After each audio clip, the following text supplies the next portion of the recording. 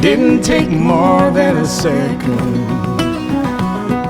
for you to turn a whole world upside down. Turn this big boat back around. Had you been watching and waiting from some place up above, somehow knowing in this place all these people. Okay guys, so good afternoon. Probably अहिले 2 बज्न लाग्यो अनि हामी चाहिँ आज camping जाँदैछौँ। यताबाट सञ्जित भाइ छ र म छु।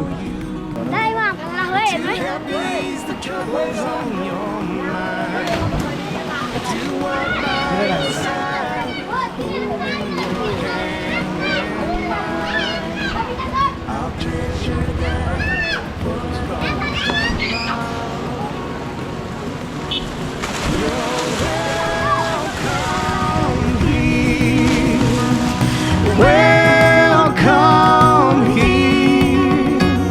Our hearts you hold hostage, that much is clear. You are most welcome here.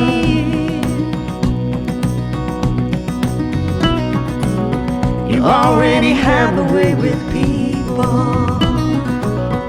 but your old man has yet to find. Please stay as gentle and kind.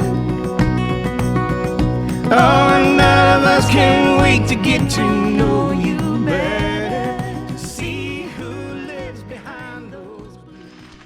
Guys हामी टेन्ट सेट गर्दै थियो, अचानक पानी पर्दियो। अब यहाँ के गर्ने भइरहेछ। ल्याङ हान्नु नि त धागो थियो, धागो निकाल्दा।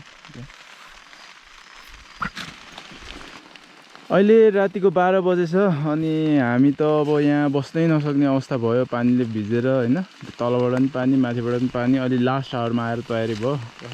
झोला बोकेर हामी घर जान लागिरहेछौँ। फोन हाम्रो सोल्टी आउनुभएको छ यहाँ हेल्प गर्नलाई।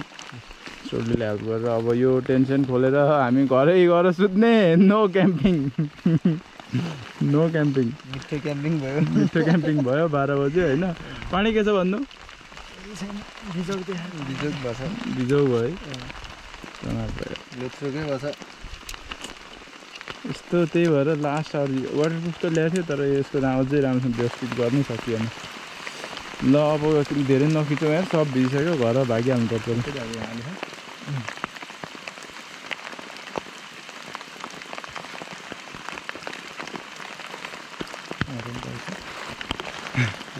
यस्तै छ है जिन्दगी। खेर नि क्याम्पिङ जान्छु भनेर आएको, टाइम त्यही भयो।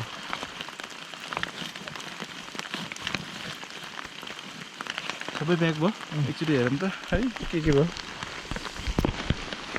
ब्याग बनाइयो त्यो डबल मिलाएर पट्याउनु पर्छ होला। अर्को दिन बिहान सायद बर्खायामले गर्दा होला मौसममा खासै सुधार आएन।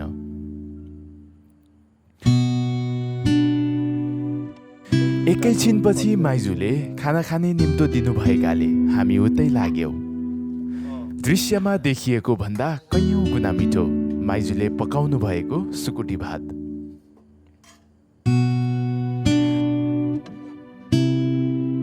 आज हामीलाई काम विशेषले डुम्रेदेखि केही माथि रहेको राणा गाउँ पुग्न जरुरी थियो। त्यसैले अबको पालो भानु 4 तनहुमा रहेको राणा गाउँको।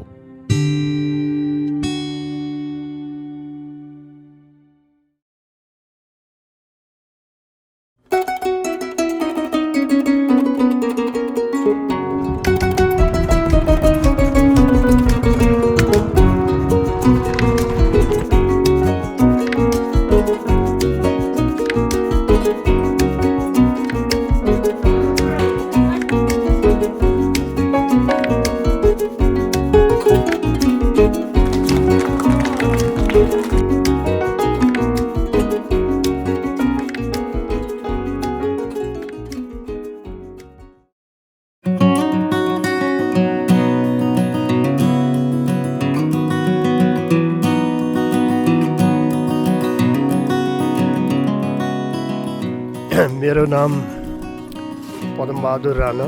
परिचय भन्दाखेरि म भानु नगरपालिका वडा नम्बर 4 को वडा सदस्य पनि हो। राणागाम निवासी। अहिले हामीले 2072 साल देखि नै हामीले यहाँ यो गाउँमा चाहिँ होमस्टे पनि स्थापना गरिएको छ।